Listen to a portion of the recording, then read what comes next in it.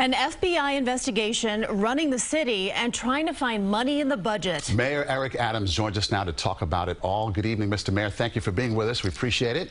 Thank you. Thank you so much for allowing me to be on. Yes, sir. Sources are telling us and others that your budget cuts upcoming here are going to include canceling or freezing the police academy class. So A, is it true? B, is this going to go on indefinitely? And C, most importantly, will public safety be compromised? We're talking about potentially losing thousands of officers on the force. Well, you know, I have made it clear from the days of running and even my days of borough president, public safety is a prerequisite to prosperity.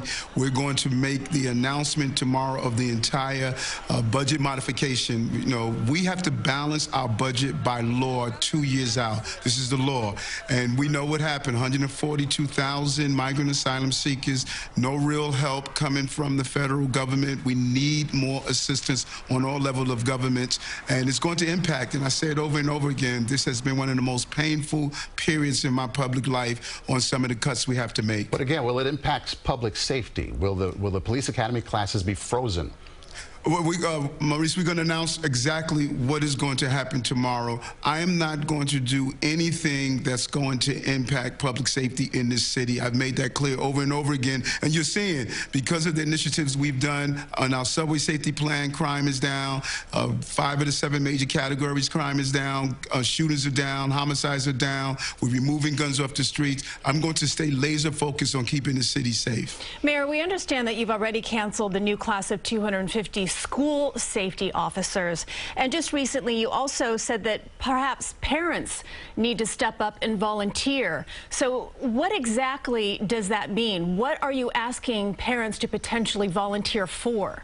No, and I think the way that was reported is not trying to put the burden of public safety on the backs of parents. That's not what I'm saying. We have many different teams, crisis management teams, that we have part of our anti-violence initiatives. And we would like to see some of our block association, community groups. We used to do this at Boys and Girls High School under former Assemblywoman Annette Robinson. We would create a safe corridor at Boys and Girls High School for young people. Parents would come out and volunteer. And you see around our schools every day, parents picking up their children. They want to play a role to ensure the public safety. The obligation is for the school safety officers in the police department, but right now this is an all hands on deck moment. I cannot make it any clearer to New Yorkers, as I've been stating for the last over a year now. Okay, Mayor Adams, the FBI investigation into whether your campaign got illegal donations from Turkey and whether Turkey benefited from political favors. It's ongoing right now. So one of your lawyers last week said your team discovered an individual had acted improperly. What exactly does that mean? What did they do? Who is it?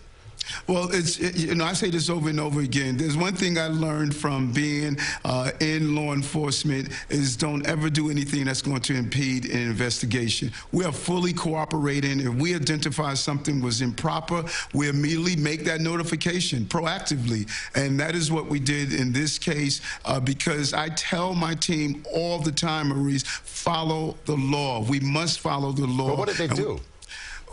Maurice, the investigators can answer that question. They will do that, and I'm going to give them the authority, the right to do so. I'm going to just cooperate as much as possible, and that's what I have been doing over and over again. And when you look at what has been reported, you guys know more than I do.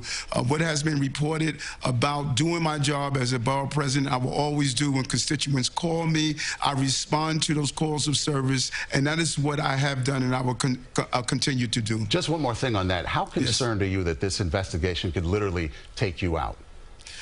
I say over and over again, I sleep well at night. You know, that is one of the things that people hear me say over and over again. I sleep well at night because throughout my public career, I've always told my team and everyone, we always have to follow the law, and that is what I'm going to continue to do. And I know that no one can state that we participated in any type of donor scheme or any type of improper behavior. We followed the law, and I'm going to continue to cooperate, and I'm going to continue to navigate the city out of the crises that we have as we continue to do every day. Mayor, real quick, yes or no? Yes. Do you feel you're being targeted? I cannot speculate on that. And if anything, that would infringe on the role that the reviewers have to do. I can't speculate that. I have to be really laser focused on this city and navigating the challenges that we're facing. All right, you didn't say no, but real quick, before we go to commercial, health, personal health, mental health, very, very important to you. And as part of your mission today, you announced a new mental health program, Teen Space. Very quickly, before we go to break, could you please tell us a little bit about that?